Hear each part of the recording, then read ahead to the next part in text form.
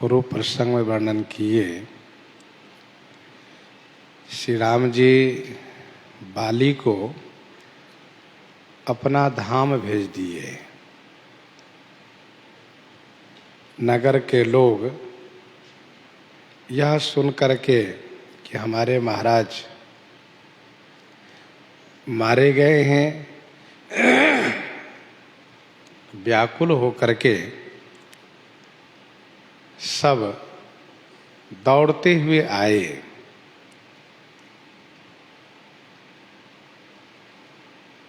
जिसमें श्री तारा भी हैं। तारा अनेक प्रकार से विलाप कर रही हैं। उनके सिर के केस खुले हुए हैं,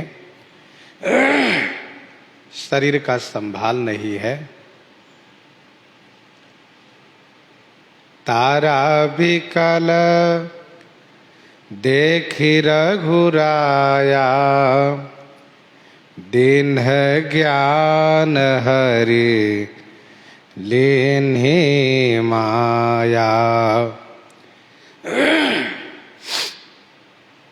श्री रघुनाथ जी ने तारा को व्याकुल देख करके ज्ञान प्रदान किए और माया हर लिए। जीव को जो विभिन्न प्रकार से शोक व्याप्त होता है, उसका कारण है माया। मोह माया में पड़े हुए जीव विभिन्न प्रकार के क्लेशों को प्राप्त करता रहता है। श्री रघुनाथ जी तुरंत उन्हें ज्ञान प्रदान किए और उनकी माया को समाप्त कर दिए।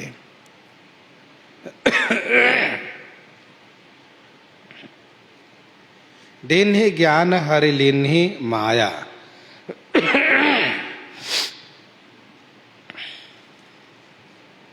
तारा बहुत व्याकुल थी,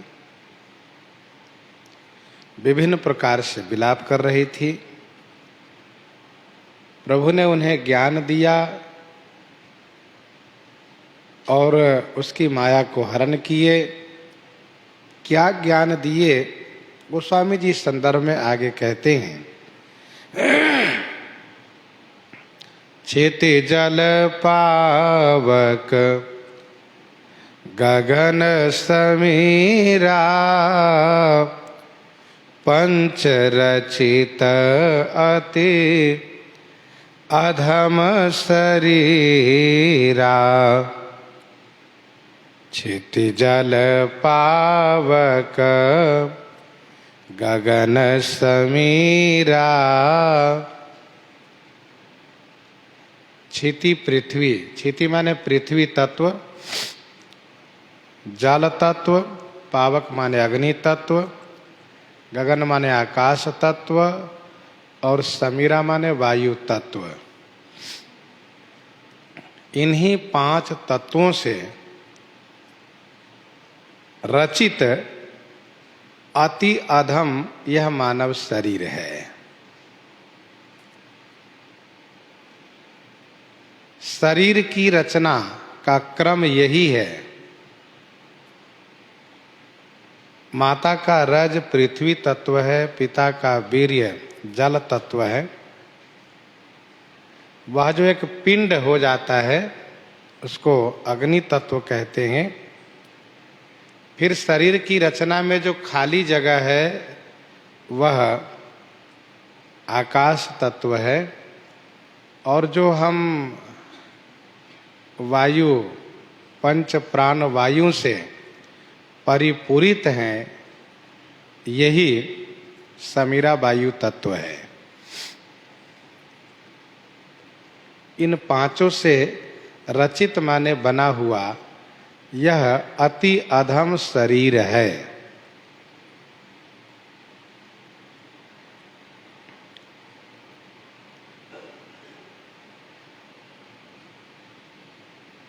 शरीर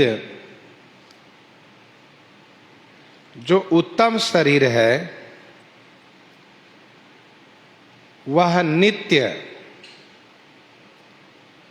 जो नित्य शरीर प्राप्त होता है, शाश्वत शरीर कहाँ प्राप्त होता है? तो वह भगवान के नित्य धाम में पहुँचने पर जो शरीर प्राप्त होता है वह उत्तम शरीर है, क्योंकि वह नित्य है, शाश्वत है, निर्विकार है।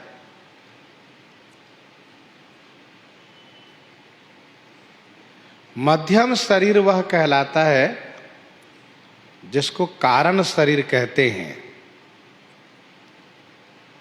जिसको कारण शरीर कहते हैं वह मध्यम शरीर है। और निकृष्ट शरीर वह है कौन? जिसको सूक्ष्म शरीर कहते हैं। जिसको सूक्ष्म शरीर कहते हैं वह निकृष्ट है। तो उत्तम है नित्य शरीर, मध्यम है कारण शरीर और निकृष्ट है सूक्ष्म शरीर। धर्मशास्त्र में इन सबका बृहद विवेचन है। और यह जो स्थूल शरीर है यही अति अधम शरीर है। मानव शरीर को अति अधम कहा है क्योंकि और जीव जंतुओं के शरीर से कुछ और उपकार भी हो जाता है। बहुत ऐसे पशु हैं जिनके शरीर के चमड़े से ढोलक, नाल वगैरह बनते हैं। तो बहुत ऐसे शरीर है जिनके शरीर से उपकार भी होता है। पर मानव शरीर से मरणोपरांत कोई उपकार नहीं होता। इसकी 3 गति है। 3 गति है। यदि इसे जल प्रवाह कर दिए, जल में डुबा दिए, जैसा कि संतों में होता है, तो वह शरीर बीट बन जाता है। बीट जल जंतु खा करके बीट कर देते हैं। और यदि इस शरीर को मट्टी के अंदर गाड़ दिए, जिसको समाधि कहते हैं, उसको कीड़े खा करके उसमें कीड़े हो जाते हैं, कीट हो जाता है शरीर। जिस शरीर को मट्टी में गाड़ देते हैं वह शरीर कीट हो जाता है और अग्नि में जला देने के बाद वह भस्म हो जाता है। ये शरीर की 3 गति है। या तो यह शरीर बीट होगा या कीट होगा अथवा भस्म होगा।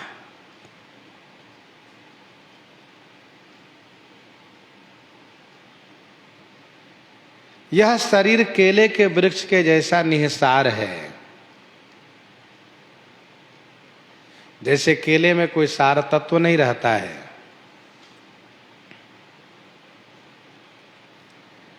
परंतु इस मानव शरीर की श्रेष्ठता इसलिए है क्योंकि इसी शरीर से पुण्य कर्म संपादित किए जा सकते हैं। मोक्ष तक प्राप्त किया जा सकता है, भक्ति की जा सकती है, भगवान को प्राप्त किया जा सकता है। जितने अच्छे से अच्छे पुण्य कर्म है, सत्कर्म है, सब किए जा सकते हैं। क्योंकि साधन धाम मोक्ष कर द्वारा, यह शरीर साधन का धाम है, मोक्ष का द्वार है।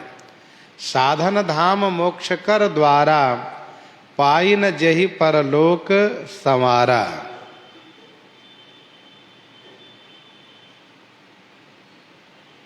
इसलिए इस मानव शरीर की श्रेष्ठता कही गई है।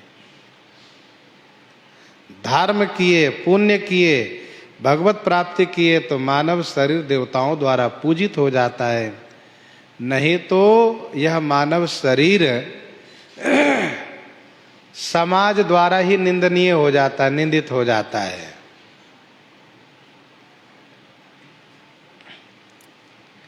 पद्म पुराण भूमि खंड में जजाति और मातली का संवाद है।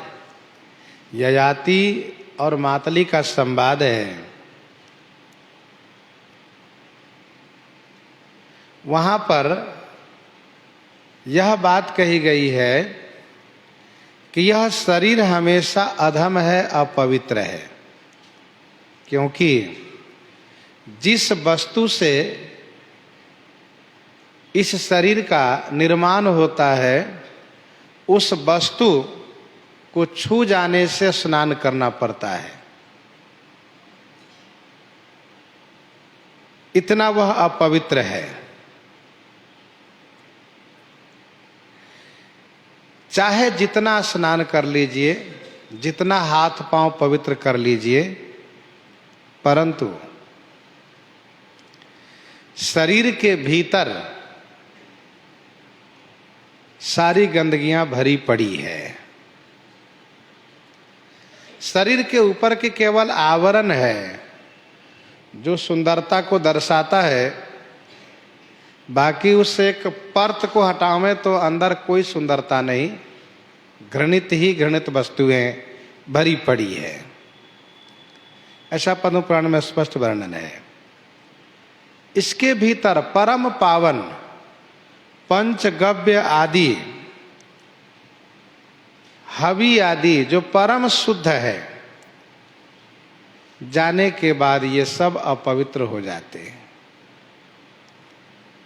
जब तक वह पंचगव्य हवि आदि बाहर है तभी तक उसकी परम पावनता है। शरीर के अंदर प्रविष्ट होते ही वह अशुद्ध हो गए। ऐसा अपवित्र शरीर है। इसके बाद भी शरीर से नफरत न होना, शरीर से वैराग्य न होना, यह अज्ञानता का पहचान है।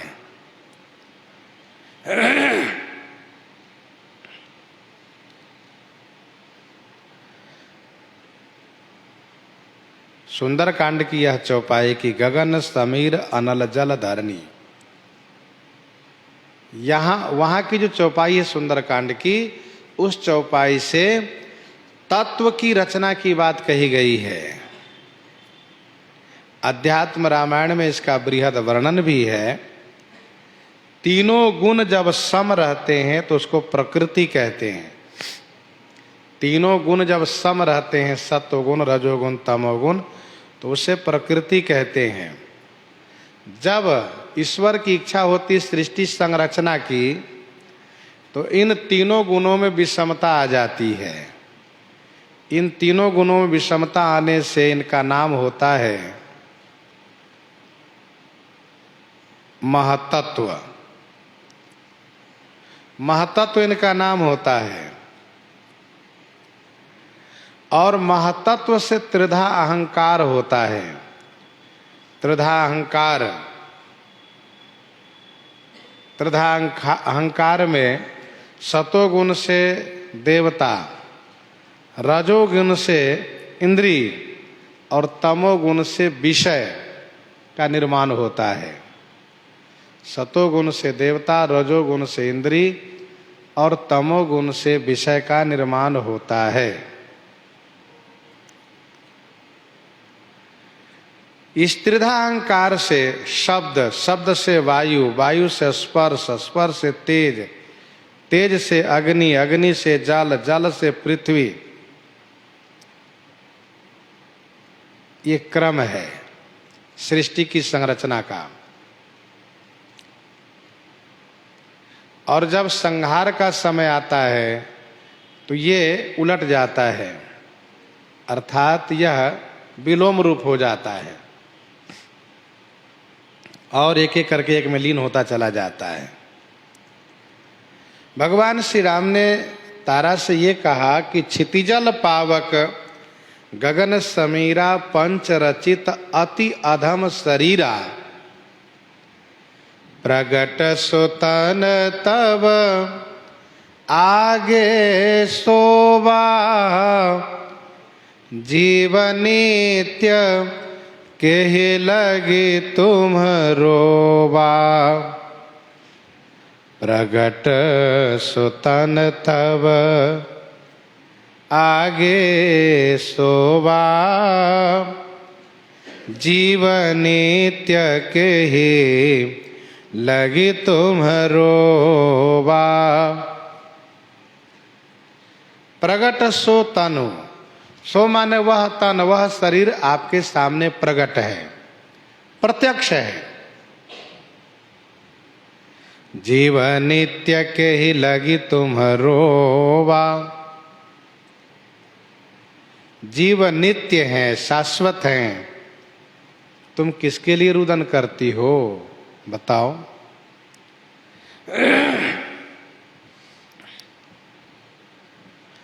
जैसे रोज बाली सोते थे वैसे आज भी सोए हैं।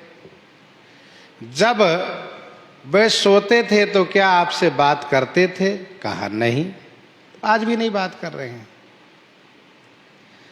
श्री राम जी ने कहा तब तो तुम रोती नहीं थी जब बाली सोता था, आज क्यों रो रही हो?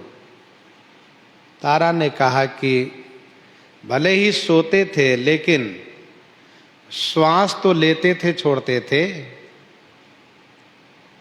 आज श्वास का आदान प्रदान नहीं हो रहा है, श्वास न ले रहे हैं न छोड़ रहे हैं, श्वासोच्छ्वास नहीं हो रहा है। श्री राम जी ने कहा कि श्वास का लेना व छोड़ना जीव के स्वभाव में नहीं है, यह तो शरीर का धर्म है।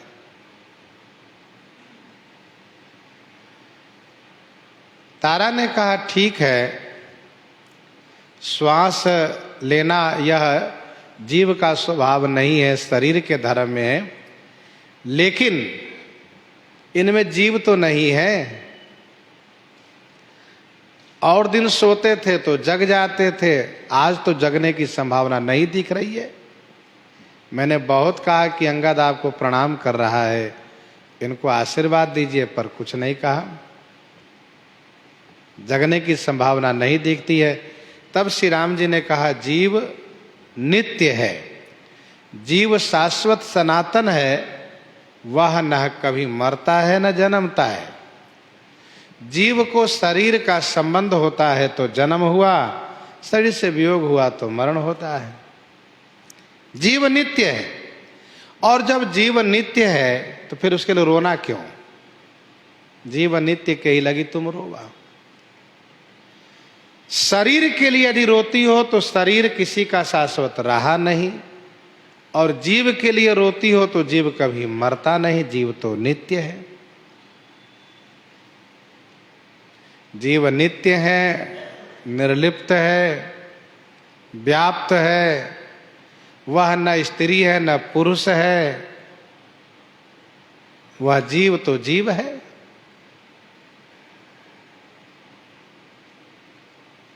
जीव नित्य के ही लगी तुम रोवा, किसके लिए रुदन कर रही हो? गोस्वामी जी कहते हैं उपजा ज्ञान चरण तब लागी, उपजा ज्ञान चरण तब लागी, लेने से परम भगति बर मांगी।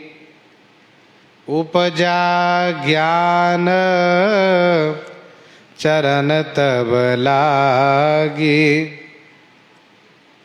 उपजा ज्ञान, जब ज्ञान उत्पन्न हुआ तो तारा ने श्री राम जी के चरण में वंदन प्रणाम किया और परम भक्ति का वरदान उन्होंने मांग लिया। उपजा ज्ञान चरण तब लागे। ज्ञान उत्पन्न होने के बाद तारा ने चरण में वंदन प्रणाम किया।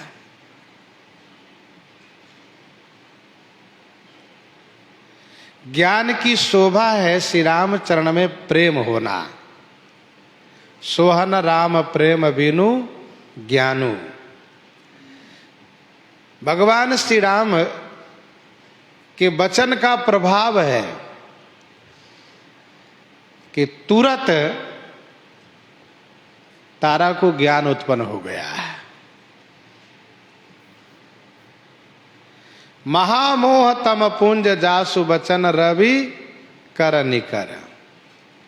जो जितने बड़े प्रभावशाली होते हैं उनकी वाणी का उतना ही अधिक प्रभाव पड़ता है।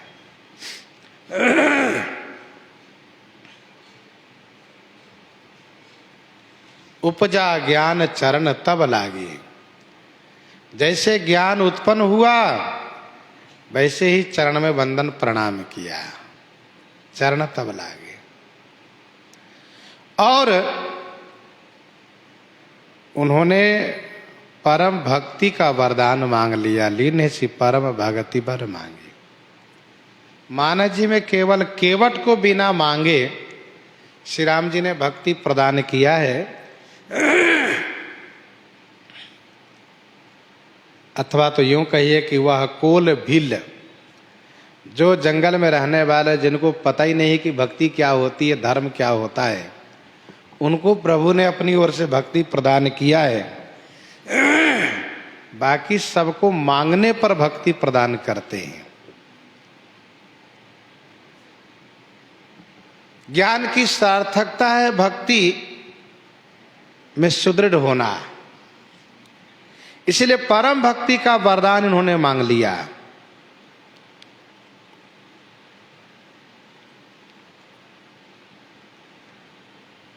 भक्ति बिना मांगे नहीं देते हैं प्रभु, क्योंकि भक्ति देने का मतलब उसके बस में हो जाना होता है। भगति अवश्य ही बस करी। इसलिए मांगने पर प्रभु मना भी नहीं करते, बिना मांगे देते भी नहीं। प्रभु कह देन सकल सुख सही। श्री काकभूषुंडी जी कहते हैं, प्रभु कह देन सकल सुख सही, भगति आपनी देन न कही।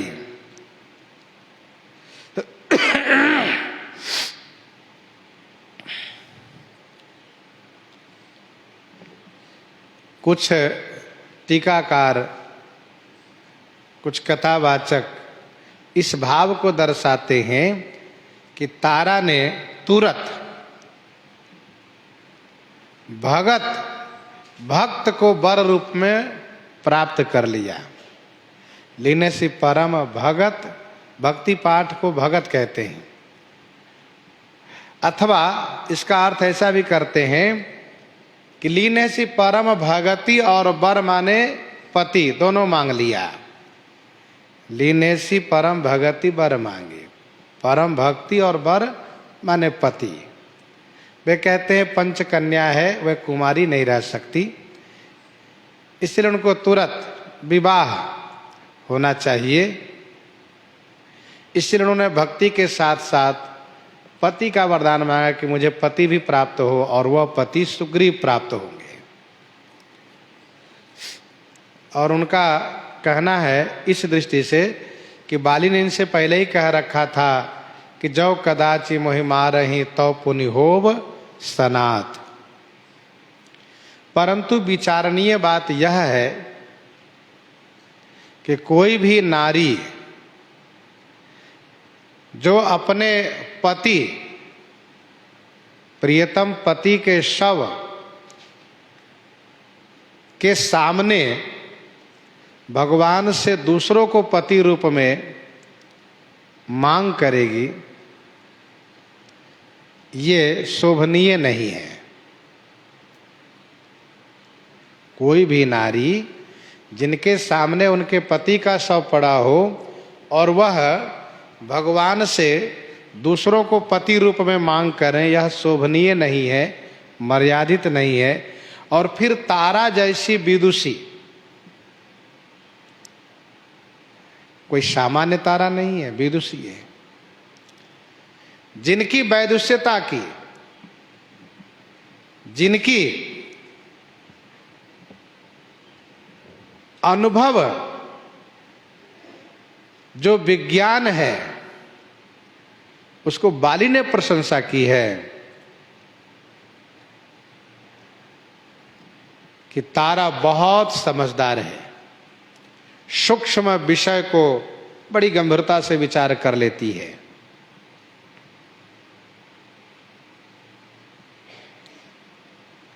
वह तारा जो अभी पति के लिए रुदन कर रही थी, क्या वह तुरंत सुग्रीव को पति रूप में प्राप्त होने के लिए वरदान मांगेगी?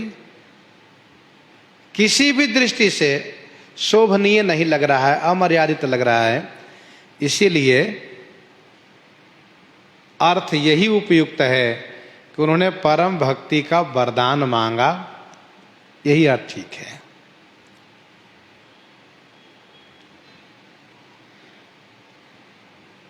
श्रीमद् वाल्मीकि आदि रामायण में हनुमान जी ने भी तारा को समझाया है,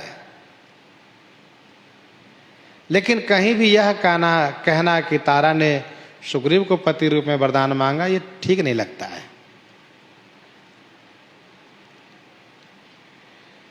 सुग्रीव पति रूप में उनके साथ रहे हैं, ये बाद की बात है।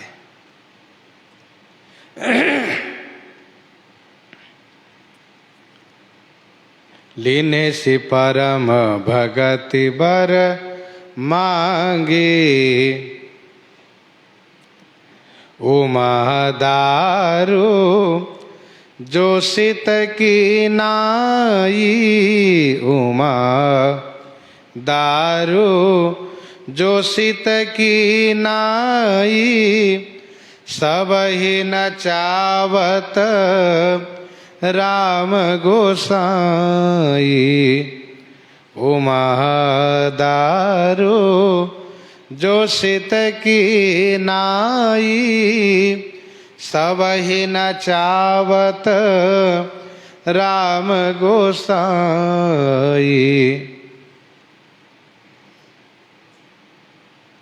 भगवान शिव कहते हैं, उमा दारू जोशित, दारू माने लकड़ी, जोशित माने स्त्री, लकड़ी की स्त्री, ये इसका अर्थ हुआ। लेकिन इसका इस अर्थ के और स्पष्टीकरण करके आप यूं समझिए कि दारू माने काठ और जोशित माने उसकी पुतली, तो अर्थ होगा कठपुतली, काठ की पुतली। हे उमा, दारू जोशित माने कठपुतली की तरह गोसाई राम सब ही नचावत, गोसाई राम, गो माने इंद्रियों के स्वामी श्री राम जी सबको नचाते हैं। उमा दारू जोशित की नाई, सब ही नचावत राम गोसाई। कठपुतली के नाच यदि आप देखें तो इस बात को आप समझ सकते हैं कि कठपुतली की कोई कला नहीं है, बल्कि उसकी सारी कला पर्दे के भीतर बैठे हुए उस व्यक्ति की है जो उस कठपुतली को नचा रहा है, जो उस कठपुतली को नचा रहा है, ये उसकी कला है, न कि कठपुतली की कला है।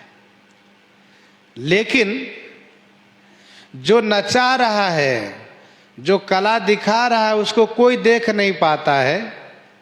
लोग कठपुतली को ही देखते हैं और कठपुतली के नाच को देख करके बड़ा खुश हो जाते हैं। वाह भैया वाह, बहुत सुंदर एक कठपुतली के नाच हमने देखा।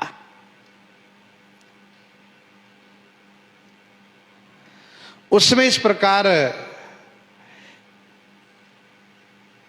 की आवाज वाद्य यंत्र में व्यवस्थित की कर दी जाती है, मतलब सारी आवाज़ें लोड कर दी जाती है और वो बाजे बजा दिए जाते हैं। फिर इसके बाद कठपुतली की क्रियाकलाप, उसकी सारी क्रियाएं उसी वाद्य यंत्र के आवाज़ के अनुसार सब दिखाए जाते हैं। लगता है बोल रहा है, ये सारी क्रिया दिखा रहा है।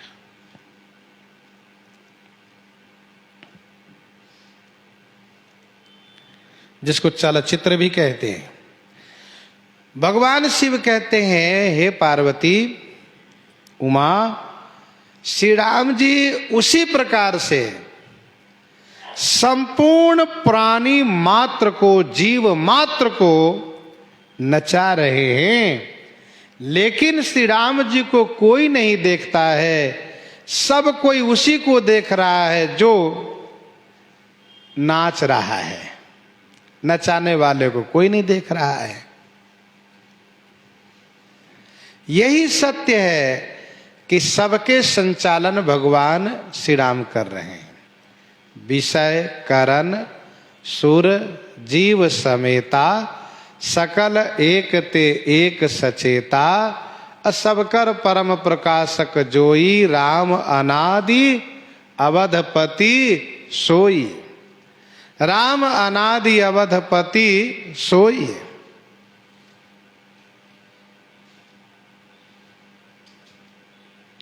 सबकर परम प्रकाशक जोई।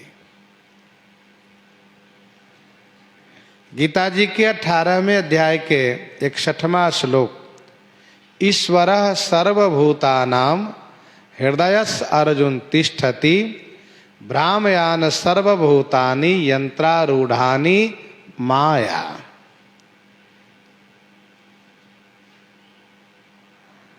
विनय पत्रिका पद संख्या 91 में गोस्वामी जी ने लिखा कि नाचत ही निशि दिवस मर्यो, नाचत ही निशि दिवस मर्यो, तब ही ते न भयो थिर, हरि जब ते जीव नाम धर्यो।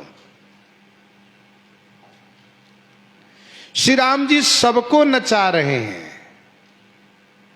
भगवती श्री पार्वती जी को बड़ा भारी आश्चर्य हुआ कि अभी तारा रो रही थी कि मेरे पति को मार दिए, मेरे पति मारे गए, और बहुत शोक प्रकट कर रही थी, जीना नहीं चाह रही थी।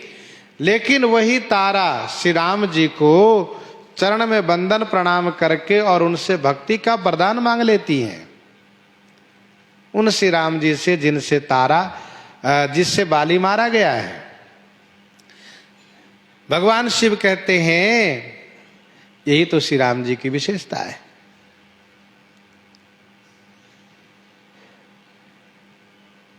तारा को ज्ञान दे करके उसके मोह को दूर कर दिए, माया को दूर कर दिए, और अपने वाक्य प्रभाव से तारा को संतुष्ट कर दिए, जिससे उन्होंने भक्ति का वरदान मांग लिया। तो तारा ही नहीं बल्कि संपूर्ण जगत को श्री राम जी नचा रहे हैं। कोई अपने से कुछ नहीं कर सकता, जिसको जब जैसा श्री राम जी चाहें जो कराना वही वह व्यक्ति करता है। बोले बिहसी महेश तब, बोले बिहसी महेश तब, ज्ञानी मूढ़ न कोई, जही जस रघुपति करहि जब, सो तस तेहि छन होई, सो तस तेहि छन होई।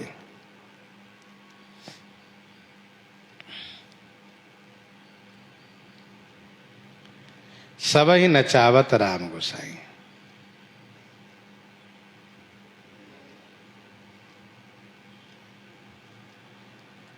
अब आप ध्यान दीजिएगा,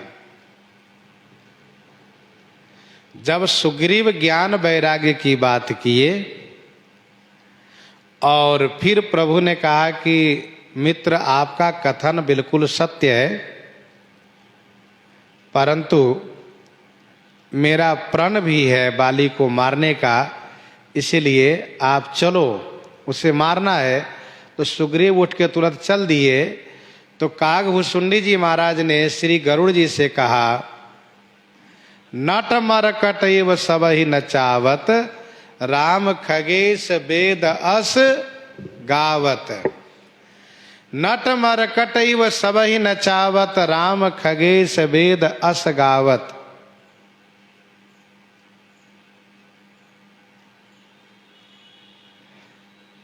इसी किष्किंधा कांड में एक ही प्रसंग है यह।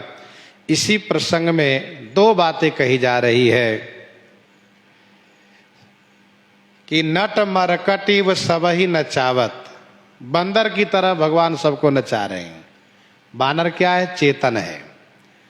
और भगवान शिव कहते हैं, उमा दारु जोशित की नाई, सबहि नचावत राम गोसाई। और कठपुतली जो होती है वह जड़ होती है। तो क्या सबको जड़ कहें या चेतन? क्योंकि दोनों बातें कही गई, सभी चेतन भी है और सभी जड़ भी है। नट मरकटिव सबहि नचावत से चेतन कहा, उमा दारु जोशित की नाई, सबहि नचावत राम गोसाई में जड़ कहा। क्या कहना चाहिए? इसका समाधान यह है कि थोड़ा सा विचार करेंगे तो बात स्पष्ट हो जाएगी। विचार ये करना है कि नट मरकटिव सबहि नचावत, इस चौपाई को कहने वाले कौन है? श्री कागभूषुंडी जी। और कागभूषुंडी जी हैं उपासक। उपासक के दृष्टि में सब चेतन है। और उमा दारु जोशित की नाई, इस चौपाई को कहने वाले भगवान शिव हैं। भगवान शिव ज्ञानी हैं। ज्ञानी के दृष्टि में सब जड़ है, सब झूठा है। उमा कहो मैं अनुभव अपना, और सत हरि भजन जगत सब सपना। सपना भी झूठा, कठपुतली भी झूठी। उमा दारु जोशित की नाई, सबहि नचावत राम गोसाई। तो ज्ञानी का कथन है कि जगत में जितने दिखाई दे रहे हैं सब जड़ हैं। उपासक का कथन है कि सब चेतन है। बस इतना ही अंतर है।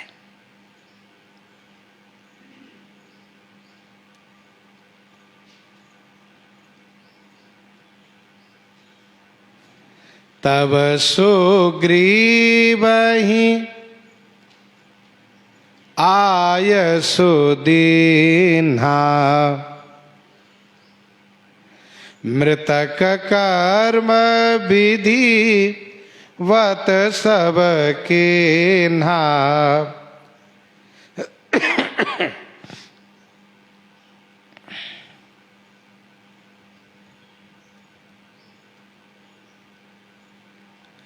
तब सुग्रीव ही आय सुदीन्हा, मृतक कर्म विधिवत सब किन्हा।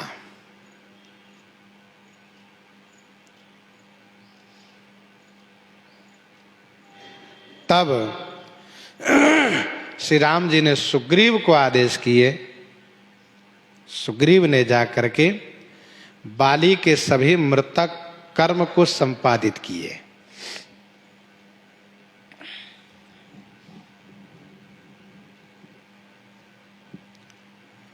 श्री राम जी सुग्रीव को आदेश दिए, क्योंकि सुग्रीव को राजा बनना है, इसलिए यह कार्य सुग्रीव करावें।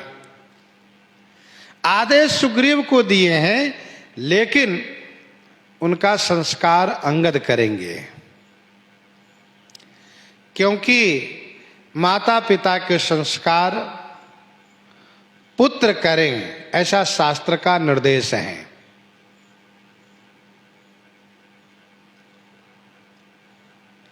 उनके न रहने पर, बेटे को न रहने पर और कोई संस्कार कर सकते हैं, लेकिन जब बेटा है तो थोड़ी प्रतीक्षा करनी चाहिए, लेकिन संस्कार उन्हीं से कराना चाहिए। यदि बाहर है बेटे तो उनको बुलाना चाहिए। एक राजा को जैसे संस्कार होना चाहिए, सम्मान पूर्वक बाली के संस्कार कराने का श्री राम जी आदेश दिए हैं। वैसे सुग्रीव बड़े व्याकुल हो गए, जैसे रुदन करत देखी सब नारी, गयो विभीषण मन दुख भारी। उसी प्रकार से महाराज सुग्रीव को बहुत दुख हुआ। तारा आदि को, प्रजाजनों को बिलखते हुए देख करके सुग्रीव रोने लगे। सुग्रीव ने कहा कि मैं अपने बंधु का हत्यारा हूं, इसलिए मैं जीवित रहना नहीं चाहता हूं। मैं भी अग्नि में प्रवेश करना चाहता हूं। प्रभु मुझे आज्ञा दीजिए, मैं मरना चाहता हूं। श्री राम जी ने कहा नहीं, तुम अपने कर्तव्य को पालन करो।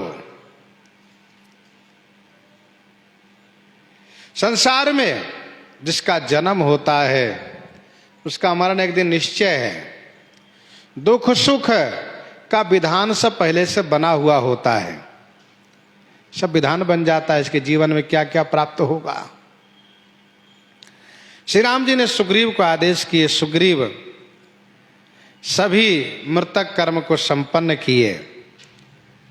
जैसे श्री भरतलाल जी ने सभी माताओं को चरण पकड़ करके रोका है, गई पद भरत मातु सब राखी, वैसे सुग्रीव ने तारा को रोका है।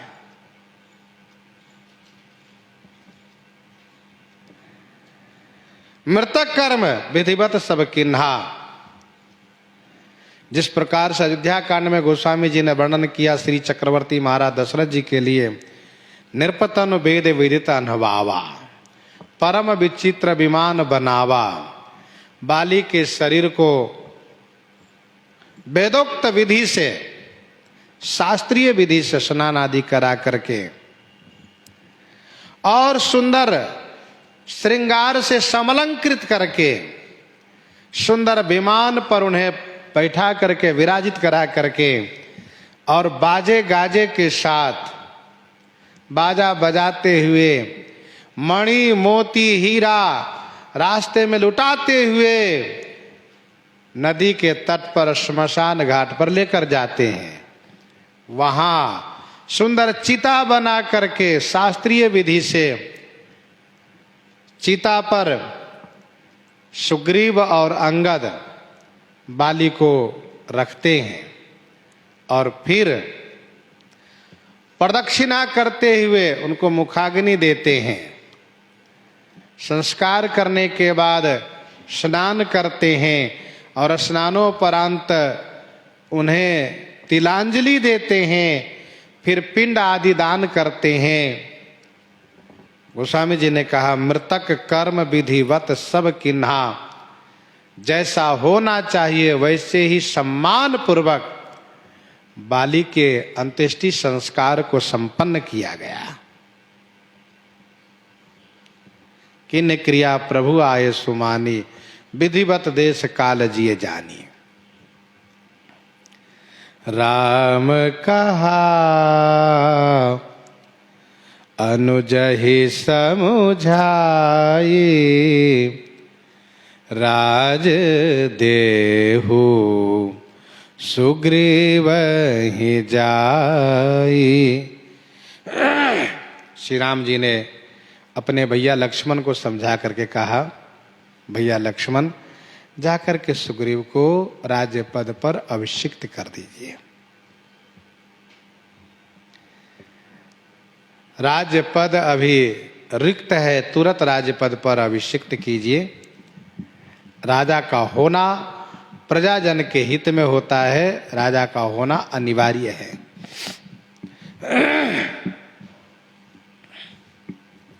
राम कहा अनुजय समझाए।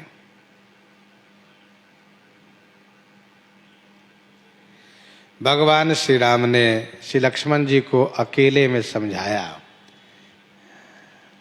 ध्यान दीजिएगा, राम कहा अनुजय समझाई, गुप्त है। क्या समझाया यह स्पष्ट नहीं है। सुग्रीव को राज तिलक की बात तो आगे के चरण में स्पष्ट है, राजदेव सुग्रीव जाई, ये तो स्पष्ट हो गया। लेकिन समझाया क्या, उसको गोस्वामी जी ने भी गुप्त रखा, क्योंकि राजनीति में बहुत सी बातें ऐसी होती है कि उसको गुप्त ही रखा जाता है और रखना चाहिए। उस विचार को, उस बात को उस वक्त प्रकट करना चाहिए जब उसको क्रियान्वित करने का समय आ जाए, क्रिया में करके दिखाना चाहिए, कहा करके ढोल नहीं पीटना चाहिए।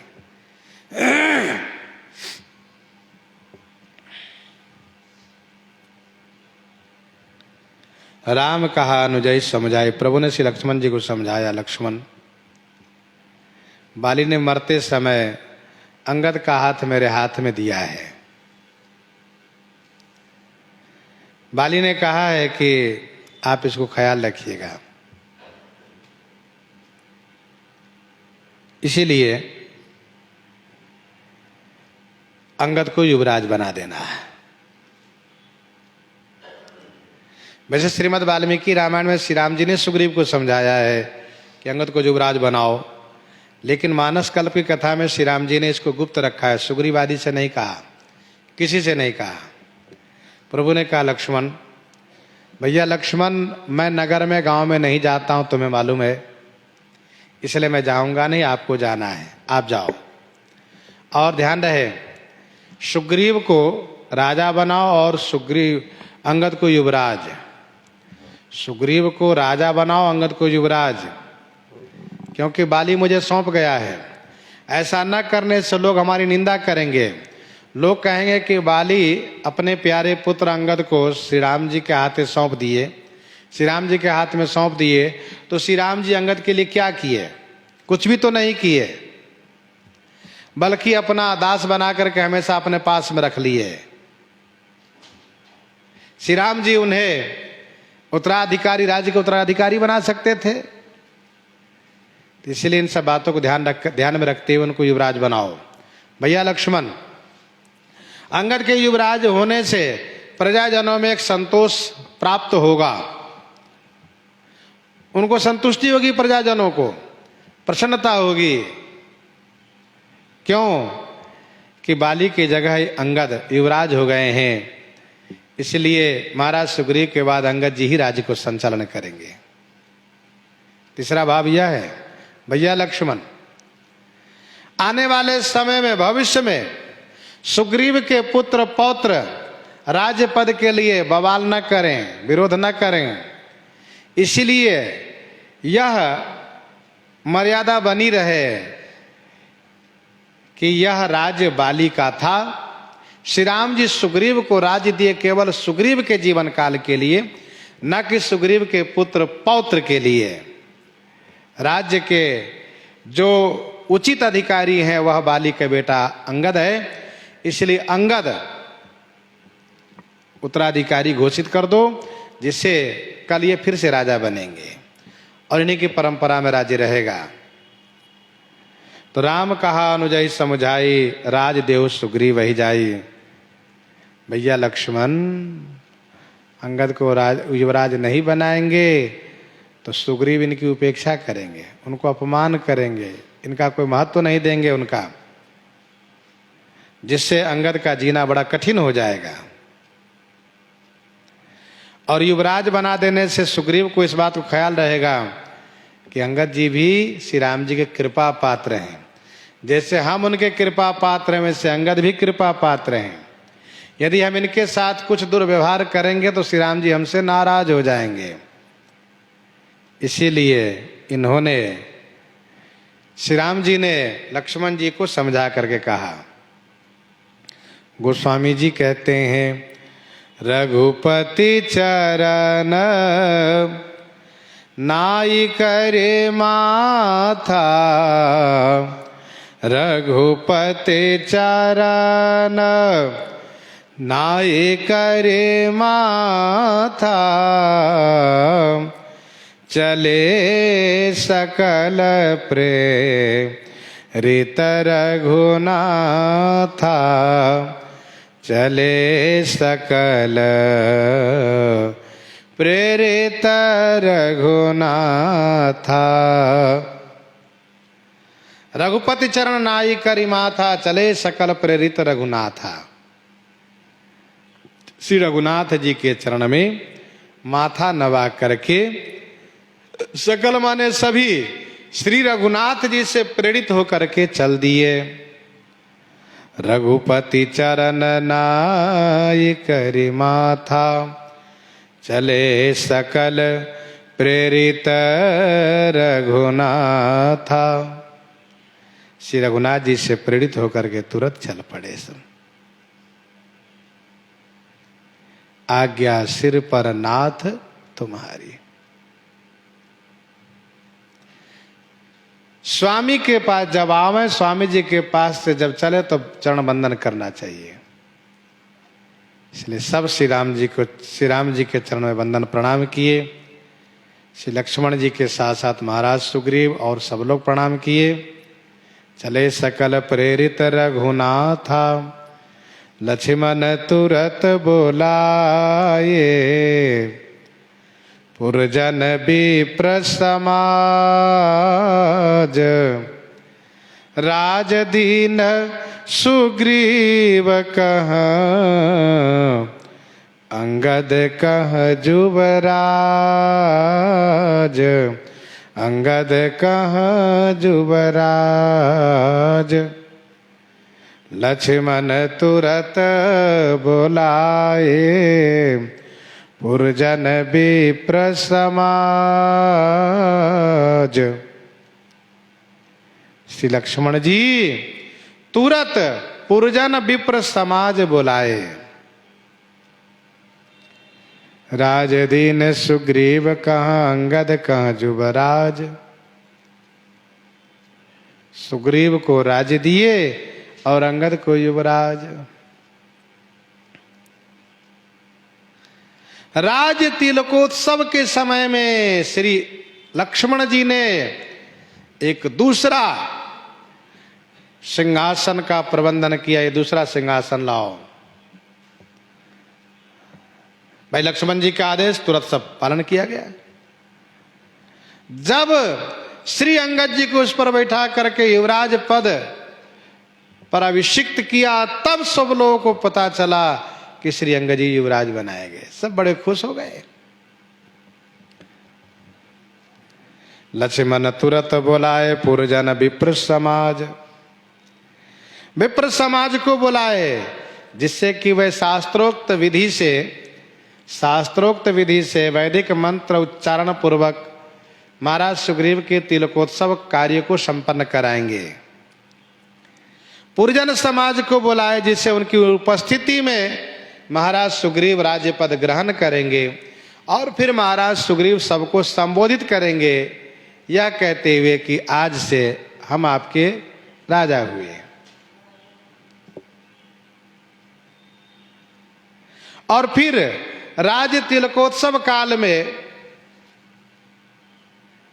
सबको बुलाए जाते हैं, जो नगर के गणमान्य होते हैं, विशिष्ट होते हैं, और जितना लोग वहां बैठ सके सभागार में सबको बुलाए जाते हैं, जिससे कि सब साक्षी बने।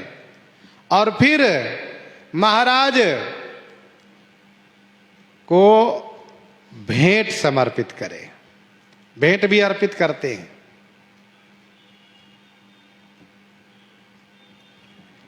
लक्ष्मण तुरत बुलाए, पुरजन विप्र समाज। राज दीन सुग्रीव कहाँ, अंगद कहाँ जुबराज। भगवान शिव कहते हैं, उमा राम सम हित जग माही। उमा राम समहित जग माही। गुरु पितु मातु बंधु प्रभु नाही। गुरु पितु मातु बंधु प्रभु नाही। उमा राम समहित जग माही। हे उमा, श्री राम जी के समान हित करने वाले जगत में न तो गुरु जी हैं, न पिताजी हैं, न माता जी हैं, न बंधु माने भैया है न प्रभु माने स्वामी है, कोई नहीं है। उमा राम समहित जग माही, गुरु पितु मातु बंधु प्रभु नाही। श्री राम जी के समान हित करने वाले जगत में कोई नहीं है, जैसा हित श्री राम जी करते हैं। आप इस चौपाई में ध्यान दे करके देखिए तो दो दो अक्षर के एक शब्द बनाए गए हैं। उमा राम सम हित जग माही, गुरु पितु मातु बंधु प्रभु नाही। ये दो दो अक्षर के ही शब्द है। ये काव्य के दृष्टि से इसे वैदर्भी काव्य कहते हैं। काव्य के दृष्टि से इसे वैदर्भी काव्य कहते हैं। और ये बड़ा सुंदर होता है, जैसा कि भी आप देखिए कहीं भी तीसरा अक्षर नहीं है।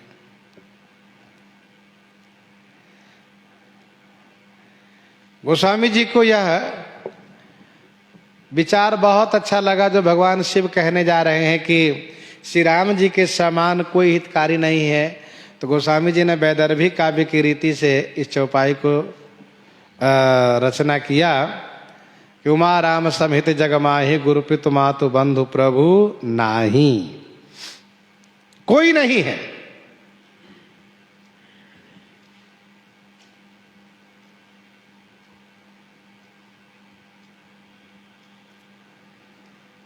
प्रश्न ये उठता है कि गुरु जी भी नहीं, ये प्रश्न है। जबकि गुरु जी के लिए मानस जी में ऐसा कहा जा रहा है कि तुमते अधिक गुरु ही जिए जानी, तुमते अधिक गुरु ही जिए जानी, सकल भाई से वही सन्मानी। धर्मशास्त्र में लिखा है गुरुर ब्रह्मा गुरुर विष्णु गुरुर्देवो महेश्वर, गुरुर साक्षात पर ब्रह्म तस्मै श्री गुरुवे नमः। अखंड मंडलाकारं व्याप्तम येन चराचरम, तत्पदम दर्शितम येन तस्मै श्री गुरुवे नमः। ध्यान मूलम गुरुर्मूर्तिम, पूजा मूलम गुरुपदम, मंत्र मूलम गुरुर्वाक्यम, भक्ति मूलम गुरु कृपा। गुरु बिनु भवनी तरई न कोई, जो बिरंची शंकर सम होई। बिनु गुरु होई कि ज्ञान, ज्ञान की होई वैराग्य बिनु। तो गुरु जी की बड़ी महिमा गाई गई। यहाँ पर कह रहे हैं कि भगवान शिव कह रहे हैं कि उमा राम समहित जग माही, गुरु पितु मातु बंधु प्रभु नाही। कुछ लोग कहते हैं गुरु माने गुरुजन, जो पूजनीय लोग हैं, ऐसे गुरुजन, पूजनीय लोग, सम्मानित लोग। कुछ संतों ने कहा गुरु माने उपरोहित जी, गुरु माने कुल गुरु जी, गुरु माने वह कौन, कहा जो शिक्षा गुरु जी हैं। पर ध्यान दीजिएगा, गुरु शब्द यदि जुड़ा है तो चाहे वो जो गुरु जी हो, वो पुरोहित गुरु जी हो, चाहे कुल गुरु जी हो, चाहे शिक्षा गुरु जी हो, चाहे दीक्षा गुरु जी हो, गुरु का मतलब वह है, भागवत जी में स्पष्ट वर्णन है कि जो अंधकार को समाप्त करके जीवन में प्रकाश भर दे। गु शब्दस्तु अंधकारोस्ति, गु शब्दस्तु अंधकारोस्ति, रु शब्दस्तन निरोधक, अंधकार निरोधत्वाद गुरु रीत्य विधीयते। गु माने अंधकार, रु माने प्रकाश, जो अंधकार को खत्म करके प्रकाश कर दे वह गुरु। भागवत जी में कहा गुरु न सस्यात्, वह गुरु गुरु नहीं है जो संसार के बंधन से मुक्ति न करा दे, जो भगवान से न मिला दे, वे गुरु जी कैसे। तो ध्यान दीजिएगा, लोग अपनी अपनी तरह से, लोग अपनी अपनी दृष्टि से, अपने अपने विचार से अर्थ करते हैं। पर सीधी बात यह है कि गुरु जी केवल अपने शिष्य के लिए होते हैं और श्री राम जी सबके लिए होते हैं। अब आप जरा सोचिए, गुरु जी केवल अपने शिष्य के लिए होते हैं, वे यदि निस्तार करेंगे तो अपने शिष्य का, पर श्री राम जी तो संपूर्ण जगत का निस्तार करते हैं। तो श्री राम जी के जैसे गुरु जी भी नहीं हो सकते।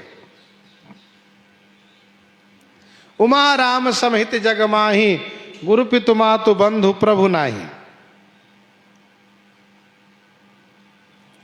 भागवत जी के 5वें स्कंद के 5वें अध्याय के 18वां श्लोक है, गुरुर न सस्यात्, स्वजनो न सस्यात्, पिता न सस्यात्।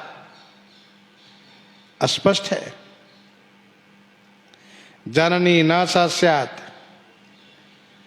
ये वे लोग तभी पूजनीय हैं जब वे संसार के बंधन से मुक्त करा दें।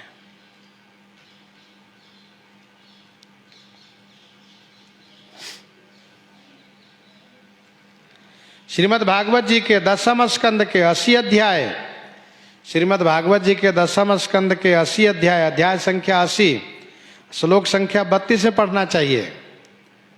10, 80, 32 में पढ़ना चाहिए।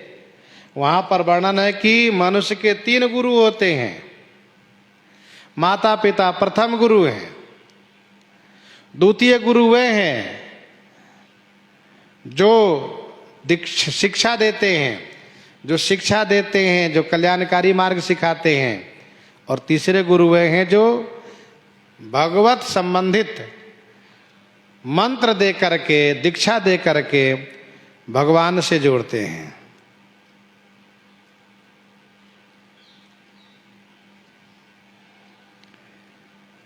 तो उमा राम समहित जग माही, गुरु पितु मातु बंधु प्रभु नाही। भगवान श्री राम अपने विरोधियों को भी कल्याण कर देते हैं, लेकिन गुरु जी अपने विरोधी कल्याण नहीं कर पाएंगे। श्री गुरु वशिष्ठ जी ही त्रिशंकु कल्याण नहीं कर पाए, ऐसी बात कही जाती है। तो भगवान श्री राम के समान हित करने वाले संसार में कोई नहीं है, ये बात यहां पर कही जा रही है।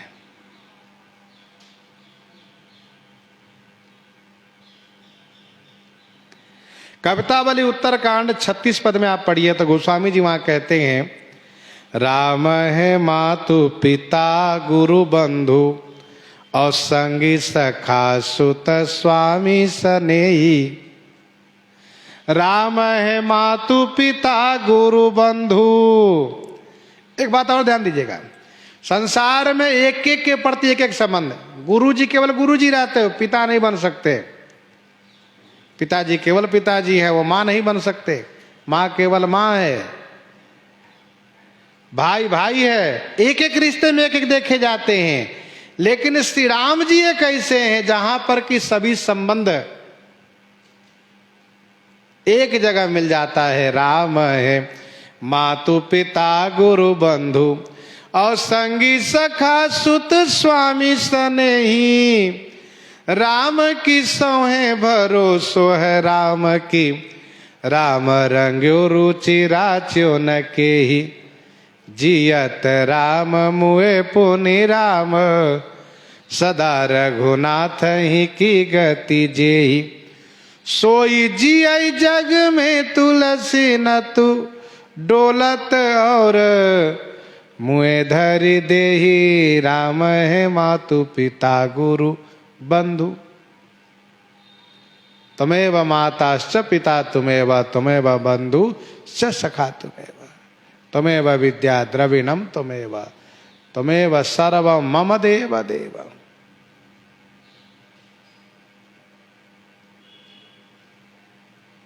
तो श्री राम जी में सभी संबंध एक जगह दिखते हैं। यह बिल्कुल सत्य है कि श्री राम जी के समान हित करने वाले जगत में गुरु माता पिता बंधु प्रभु माने स्वामी कोई नहीं है। हाँ, सब है हितकारी, गुरु जी भी हैं, माता पिता भाई प्रभु सब हैं। लेकिन यदि गलती हो गई, कोई बहुत बड़ी गलती हो गई तो सब त्याग देते हैं। लेकिन श्री राम जी नहीं त्यागते। श्री राम जी तो असुरों को भी मुक्ति देते हैं। तो सत्य तो यही है कि परमात्मा परमात्मा है, भगवान भगवान है, उनके जैसे हित कोई नहीं कर सकते। हाँ, गुरु जी की मान्यता है भगवान से मिलाने पर, भगवान के भजन कराने पर, भगवान से जुड़ने पर उनकी महिमा बहुत बड़ी है। भगवान से मिलावे, भगवान से भगवान को प्राप्त करने के रास्ते पर चला दे, वह भगवान से बढ़कर के पूजनीय है। बिल्कुल सही बात है। संसार के बंधन से मुक्त करा दे, वह गुरु जी पूजनीय है। माता पिता प्रभु भाई सब पूजनीय है। वही कौन जो संसार के बंधन से मुक्त कराने में प्रयास करें, सहयोग करें, साथ दें। तो उमा राम समित जगमाहि, गुरु पितु मातु बंधु प्रभु नाहि। एक बात और आपसे बताऊं, श्री हनुमान जी महाराज की अनंत महिमा है, अनंत बलवंत है, अनंत बुद्धिवंत हैं, अनंत पराक्रमी हैं। श्री हनुमान जी की तुलना में कोई योद्धा भी ठहर नहीं सकते। जितना हनुमान जी के बारे में कहा जाएगा सब कम है। लेकिन वही हनुमान जी महाराज सुग्रीव के साथ, सुग्रीव की रक्षा में तत्पर रहते थे, लेकिन बाली के भय से उसको कभी मुक्त नहीं कर पाए। क्यों नहीं है? श्री हनुमान जी बाली को मार दिए, उनको मुक्त कर दिए। दोहावली में गोस्वामी जी ने लिखा 110 में, तुलसी राम सुदीठिते निबल होत बलवान। तुलसी राम सुदीठिते निबल होत बलवान, बैर बाली सुग्रीव को काह कियो हनुमान। अब देखिए, एक तरफ तो एक पक्ष ये है कि हनुमान जी महाराज तुम उपकार सुग्रीव है कीन्हा, राम मिलाए राजपति ना, सब ठीक है। लेकिन बैर बाली सुग्रीव को, सुग्रीव भागता फिरता था, बाली पीछा किया था, हनुमान जी भी साथ फिरते थे, लेकिन हनुमान जी महाराज कभी ऐसा नहीं हुआ कि घूम करके बाली को पटक करके मारे। ऐसा कभी नहीं हुआ। बैर बाली सुग्रीव को कहा कि हनुमान।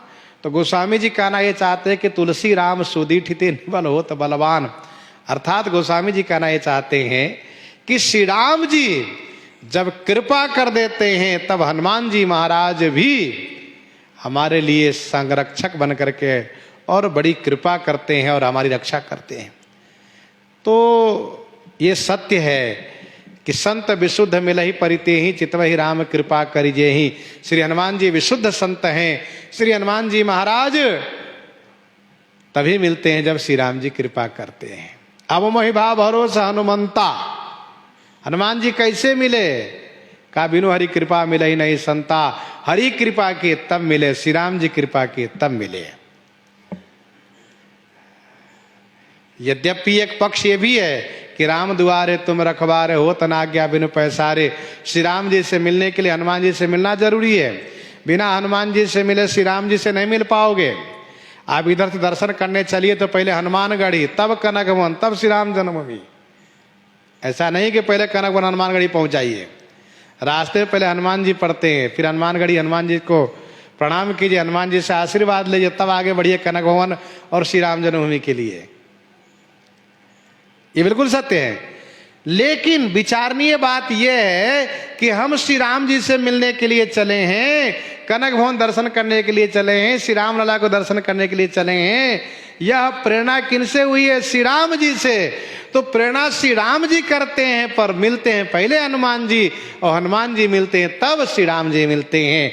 श्री राम जी तभी मिलते हैं जब पहले संत मिलते हैं, लेकिन संत कब मिलते हैं? जब ठाकुर जी कृपा करते हैं। इसलिए उमा राम समित जग माहि, गुरु पितु मातु बंधु प्रभु नाही। वैसे कुछ लोगों ने अर्थ यह किया है कि उमा राम समित जग माहि, गुरु जी हैं लेकिन मातु पितु बंधु प्रभु नाही। पर एक प्रकार से थोड़ा पक्षपात करना होगा अर्थ करने में, उतना उचित नहीं लगता है।